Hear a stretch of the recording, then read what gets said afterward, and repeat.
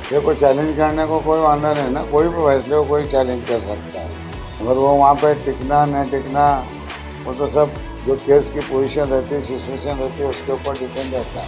और ये तो क्लियर कट केस थी, जिसको तो जो कानून 3 महीने का था 90 दिन में डिस्क्वालिफिकेशन का, वो कानून के तहत उनको तो कब का होना मांगता था। मैं तो इतना कहूँगा कि मुझे अपनों ने लूटा, गैरों में कहाँ दम था। मेरी कश्ती वहाँ डूबी जहाँ पानी कम था। तो मेरे अपनों ने वहाँ लूटा और मेरे अपनों ने हमारे खिलाफ काम किया, सिर्फ किसी को खुश करने के लिए, किसी के प्रेशर में आके।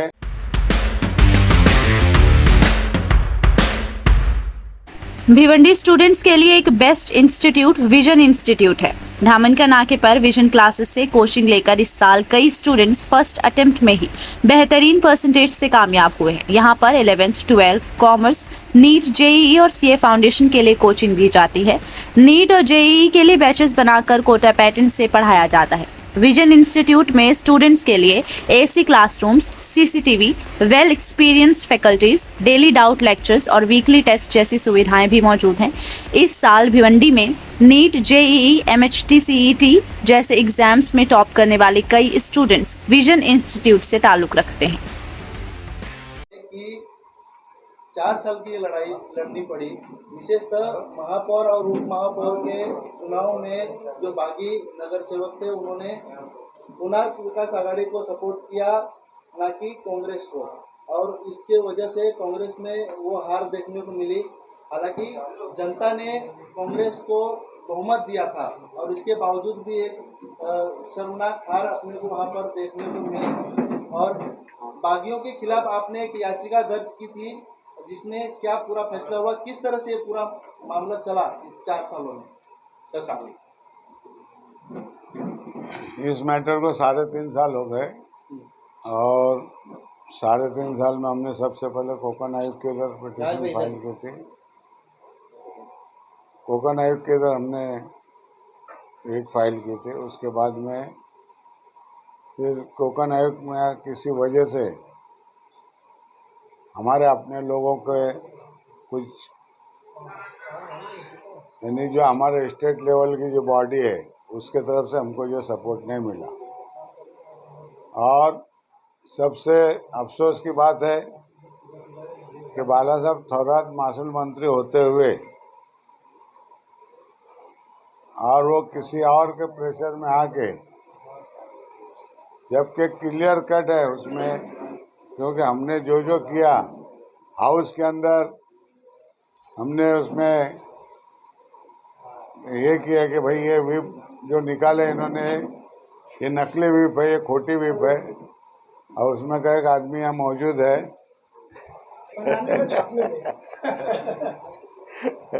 तो इस तरीके से हमने जितना प्रोसेस था, पुलिस कंप्लेंट से लेके हर तरीके से हर चीज़ किए। और इलेक्शन के पहले ही पीठासीन अधिकारी को ये बताया गया कि हमारी जो ऑफिशियली जो उम्मीदवार है वो ऋषिका राका है, और ऋषिका के राका के नाम से ही कांग्रेस पक्ष का व्हिप है। सर 2 सवाल है। एक सवाल ये कि जो व्हिप निकली थी वो व्हिप के ऊपर कार्रवाई हुई क्या? मतलब जिस तरह से जिसने व्हिप जिसके नाम से उस पर कोई कार्रवाई है?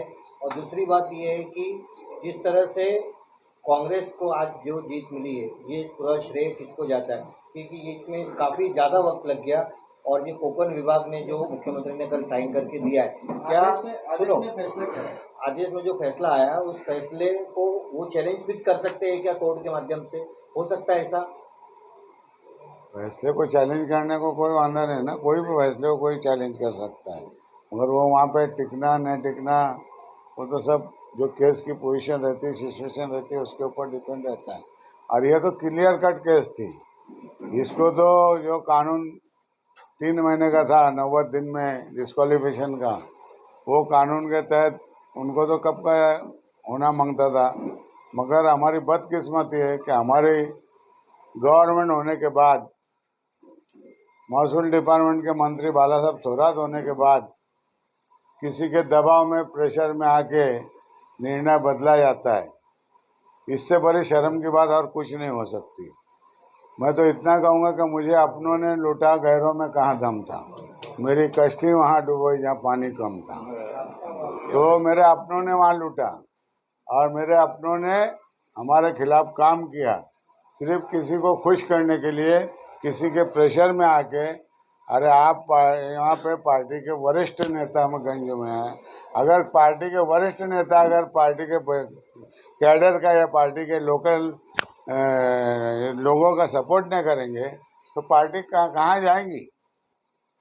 ये सबसे मतलब इतनी शर्म की बात है हमको कि हमको लोग पूछते रहे कि तुम्हारे बायोडा पूरा होने के बावजूद हमारे वकील लोग हैरान थे कि टोटल डॉक्यूमेंट्री पुरावे, एविडेंस पुरावे टोटल 100% हमने हमारे बाजू से होने के बाद में वो डिसीजन हमारे खिलाफ आया। तो बहुत अफसोस हुआ कि हमारे पार्टी के जो वहाँ के वरिष्ठ लोग थे वो हमारे साथ नहीं दे सके। वो अफसोस के साथ मुझे आज भी कहना पड़ता है। सर वो व्हीप के बारे में जो अगर जिसके नाम से व्हीप था उन पे कोई कार्रवाई?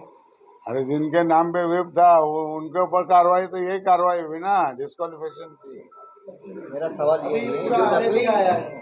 नकली जो व्हीप जारी किया उनके बारे में, उनके ऊपर क्या कार्रवाई? देखो उनके ऊपर हम लोग छोटी लड़ाई को बाजू में रख के बड़ी लड़ाई के पीछे, पहले इनको घर भेजना था, उसके बाद में वो आगे का देखेंगे क्या करना है। सर आपका कहने का मतलब पार्टी से बागी होने का उसका रीजन क्या था? भाग्य होने का रीजन क्या था बोले तो वो लोग बार बार आरोप लगा रहे थे कि उन्हें जिस तरह से काम करना है उन्हें किया मतलब अभी किए ना काम, अभी इतना काम किए कि पूरा शहर देख रहा है, उनकी तारीफ हो रही है। अरे रीजन ये पूछ रहे मेरे को, रीजन है पैसा। रीजन क्या है? पैसा और पद, ये है रीजन उसका। मतलब ये बात आप मानते हैं कि भिवंडी म्यूनिसिपल कॉर्पोरेशन में सब पैसे का खेल है? अरे मैं क्यों मानता, दुनिया मानती है, भिवंडी की पूरी आवाम जानती है। अच्छा एक सवाल महत्वाचा एक सवाल सर. हाँ याच्यामध्ये एक आहे की 11 महिला हा. आणि 7 पुरुष नगरसेवक हाँ हे डिस्क्वालिफाईड झाले. झाले। आता मला एक तुमच्याकडनं आश्वासन म्हणा किंवा एक विषय आहे की जर पुन्हा नगरसेवक पदासाठी आपल्याकडे भविष्यामध्ये होणाऱ्या निवडणुकीमध्ये 11 महिलांचे जे पुरुष असतील किंवा 11 पुरुषांचे ज्या महिला असतील त्यावेळी तुम्ही त्यांना तिकीट देणार काय काँग्रेस? अरे त्यापर्यंत मी काँग्रेसमध्ये राहणार का नाही राहणार ते प्रश्न आहे।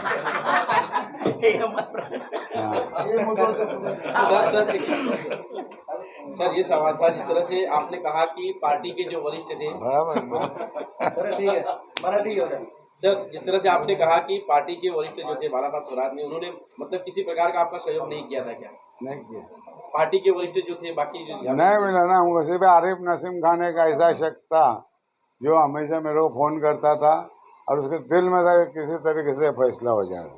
कई बार उन्होंने हमको बम्बई बुलाया, कई बार उन्होंने कोशिश उनके तरफ से किया हमेशा कि भाई किसी तरीके से भिवंडी वाले को न्याय मिले, मगर जिनके हाथ में वही न्याय देने तैयार नहीं तो दूसरे से क्या उम्मीद रखें हम। नाना पटोले जी भी यहाँ पर आकर आश्वासित किए थे 18 नगर सेवकों को। अरे उनकी मतलब भाई किस तरह की भूमिका थी? भाई आश्वासित सब ने किए, वो काम करते ना, काम करके देते ना। एकनाथ शिंदे साहब के पास वो भी गए थे, नाना पटोले आरिफ नसीम खान दोनों साथ में गए थे, मगर नहीं हुआ ना काम। और जब तुम्हारे हाथ में था, जब गवर्नमेंट तुम्हारी थी, जब तुम नहीं कर सके दूसरे की उम्मीद क्या करेंगे हम। अभी आपने इस लड़ाई में कांग्रेस के नगर सेवकों का जो आपके साथ में थे, उनके नगर सेवक, उनका किस तरह का भूमिका था? उनका पूरी तरीके से मेरे साथ में थे, पूरी तरीके से सपोर्ट था मुझे, उनकी ताकत पे तो मैं लड़ता था। लेकिन जो कांग्रेस पार्टी के गठ नेता थे वो हाल ही में राष्ट्रवादी में शामिल हुए, उनका इसके मतलब जिन्होंने भी जारी की, कौन? अली मंसारी। वो तो देखो वो बड़ा भाई छोटा भाई वाला काम है। वो बड़ा भाई जब उधर गया तो छोटा भाई वहीं जाएगा। उनके ऊपर भी कार्रवाई, उनके ऊपर कार्रवाई क्या, अभी पार्टी में ही नहीं तो क्या कार्रवाई करेंगे। मतलब खाली 18 नगर सेवक को डिस्क्वालीफाई। हाँ 18 नगर से को डिस्क्वालीफाई। सर आगे की तैयारी क्या है? आगे की तैयारी अभी तो जैसा वक्त आगे बढ़ेगा, सब जो मेरे साथ में लोग थे उनसे बैठ के चर्चा करके आगे का निर्णय लिया जाएगा। क्या है। वो वापस आना चाहते हैं नहीं वो मेरा वो नहीं है सब्जेक्ट, वो पार्टी का सब्जेक्ट है, वो देखे। मैं कल पार्टी में रहूंगा कि नहीं रहूंगा इसकी गारंटी नहीं। सर बार बार आप ये सब तुम्हें बोलता इसीलिए बोल रहा हूँ, जैसे वो सवाल पूछे ना वो 18 आएंगे तो वो 18 आएंगे तो मैं काउंसिल में जाने तैयार नहीं था। चुन के मैंने वादा किया था इनको कि अगर मैं इनको डिस्क्वालीफाई नहीं कर सका तो मैं इलेक्शन नहीं लड़ूंगा। जब मैं उनके साथ काउंसिल में बैठने तैयार नहीं तो मेरा कांग्रेस ऑफिस में क्यों बैठूं। सर ये 18 नगर सेवकों के कारण भिवंडी शहर का विकास का काम रुका पड़ा 3.5 साल, तो क्या इसका जवाबदार कांग्रेस नहीं है? अभी तो तुम बोल रहे हो ना कि वो विकास करने गए थे तो विकास रुका किधर? 47 में से 18 अरे अभी तुमने बोले ना 18 ने तो किया अपने 18 का विकास रिकॉर्ड, जो बचेले 47 है ना उनका भी विकास देखो। मतलब उनके वार्ड में हम सर्वे कर सकते हैं। करो ना, उसमें करने में क्या, हमको क्या प्रॉब्लम है? तुमको हम दोनों रोकने का कोई राइट रखते हैं, तुम इंडिपेंडेंट हो। फजल हॉलीडेज की तरफ से अगस्त, सितंबर, अक्टूबर 2023 के लिए उम्रा पैकेज अनाउंस किया गया है, जिसमें उम्रा visa, return tickets, Mecca Medina hotel stay, Indian meal, transportation, free laundry के साथ मक्का मदीना की ज़ियारत करवाई जाएगी।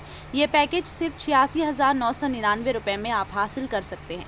मज़ीद जानकारी के लिए दिए हुए नंबर से आप रब्ता भी कर सकते हैं या फिर मिरेकल मॉल के ग्राउंड फ्लोर की शॉप नंबर 15 में विजिट कर सकते हैं।